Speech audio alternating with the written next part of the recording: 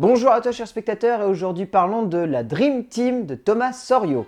L'histoire c'est celle de Maxime Belloc, un joueur emblématique du PSG qui du jour au lendemain va se fracturer la cheville, va se retrouver avec une réputation de crotte auprès du public et de la presse. Et pour redorer son image, il va retourner dans son village natal dans le Berry pour renouer des liens avec sa famille et surtout se redonner une bonne image auprès du grand public. Originalité, subtilité, pas du tout classique pour le coup. La Dream Team, c'est le renouveau du cinéma français. Pas du tout. Thomas Sorio, vous le connaissez peut-être pour avoir fait équipe avec un certain François de Sagna pour réaliser La Beuse et Les 11 Commandements. Là où François de Sagna a décidé de se réorienter dans un cinéma un petit peu plus intime et de la comédie plus humaine, Thomas Sorio, lui, décide de faire la même chose, mais très grand public et très ancré dans un divertissement pas du tout subtil. La Dream Team, c'est pas un mauvais film, mais c'est clairement une œuvre qui est ultra classique, qui est ultra cliché, qui est ultra simpliste et qui ne cherche absolument pas la nouveauté, qui t'a complètement se décrédibilisé en livrant une œuvre qui est visible à 10 km.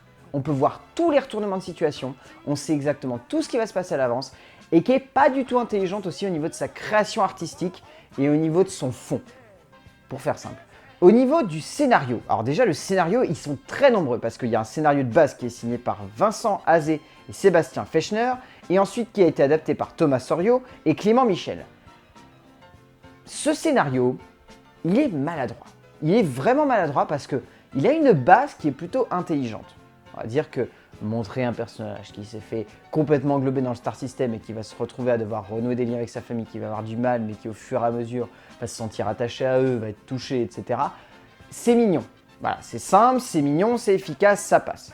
Le seul problème, c'est que le film ne traite jamais son personnage avec subtilité ou élégance. Il le traite toujours avec lourdeur et grossièreté, ce qui fait que résultat, on n'arrive pas forcément à être touché par ce personnage. Il y a des séquences où on va être touché, mais ça c'est parce que l'écriture amène à avoir un ressenti autour du personnage, pas pour le personnage. Ce qui fait que résultat, à de rares moments, on est vraiment à fond dans le récit avec ce personnage, mais la plupart du temps, on est plutôt en train de le regarder et de se dire « Ah bah ok, bah ouais, bah il a fait ça, bah d'accord, ok ».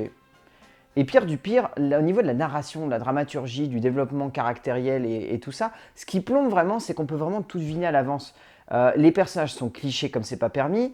La manière avec laquelle la narration se développe, on a déjà vu ça 1000 fois. La structure dramaturgique qui amène la remise en cause du personnage, elle est ultra cliché et ultra grossière. Il y a même des moments où il y a des retournements, on ne sait pas d'où ça sort, c'est genre ça vient là, c'est posé comme une fleur, puis c'est genre « Oh bah regardez, ça se passe comme ça, point ». C'est tout. Waouh!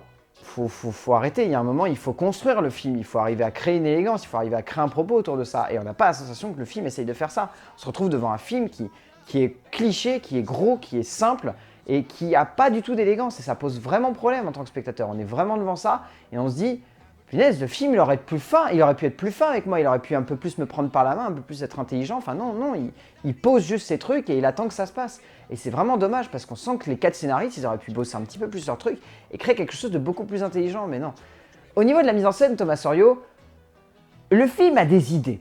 Il faut le reconnaître. Le film a notamment des idées et notamment un style, on va dire, qui respecte plutôt bien, on va dire, le graphisme du long métrage. C'est-à-dire que là où le film se doit de respecter, on va dire, les codes, par exemple, de la diffusion télé, quand c'est un match de foot ou des trucs comme ça, il y a vraiment le grain, il y a vraiment le style, et la première séquence a plutôt une certaine élégance au niveau de son traitement, parce que c'est vraiment, ça se passe dans les années 90, et ben il y a une image qui est un peu craspec, il y a un grain de pellicule, etc. Donc c'est assez fin.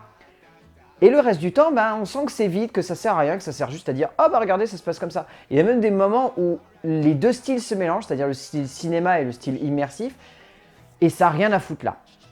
Au niveau, on va dire vraiment de la scénographie, l'énorme problème de Thomas Sorio, c'est qu'il fait plein de caméos dans son film, mais genre plein de caméos sportifs, mais genre tu crèves, c'est le Zoolander du film de sport à la française quoi. Il n'y a que ça, il n'y a que du caméo tout le long du film, et c'est les caméos les moins élégants du monde. C'est des caméos qui vont chercher du côté de l'athlétisme, du côté du rugby, du côté du foot, du côté du judo. Ça va dans tous les sens et c'est pas du tout logique, notamment un caméo de Chabal qui sert à rien, qui le traite en mode Howard Wolowitz, enfin genre Chabal c'est Howard Wolowitz, mais c'est à mourir de rire. C'est surréaliste. Et il y a plein de séquences comme ça et c'est pas du tout élégant, quoi. Thomas Soriot, il arrive pas à créer un film qui est vraiment élégant et qui est vraiment fin, quoi. Ça marche pas, quoi. Concrètement, ça marche pas. Au niveau du casting, le seul qui tire vraiment son épingle du jeu, c'est Mehdi Sadoun.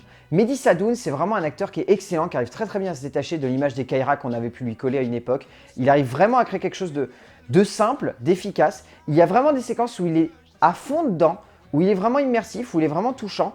Et ça marche plutôt bien. Gérard Depardieu, il fait du GG Depardieu, il est en mode roue libre. Enfin voilà, on sent que Thomas Soriot le dirige pas du tout.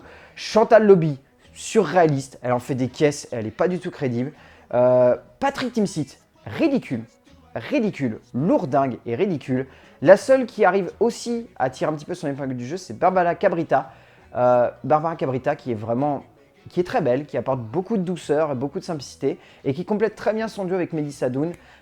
Et on comprend après pourquoi la Fédération des cinémas français a décidé de les caler dans le printemps du cinéma, dans le petit clip. Voilà, il sent qu'ils ont vraiment un rapport qui est très bien tous les deux et ça fonctionne assez bien. Mais voilà, la Dream Team, c'est pas un bon film, c'est pas non plus un mauvais film, c'est juste un film qui est extrêmement maladroit et qui est complètement foiré. C'est un divertissement qui peut vous plaire si vous aimez le sport. Alors si vous aimez le sport et le foot, vous allez adorer la Dream Team, ça va être votre nouveau film de chevet, il n'y a pas de problème là-dessus. Mais le film est extrêmement maladroit, on connaît tout à l'avance, il n'y a pas du tout de subtilité.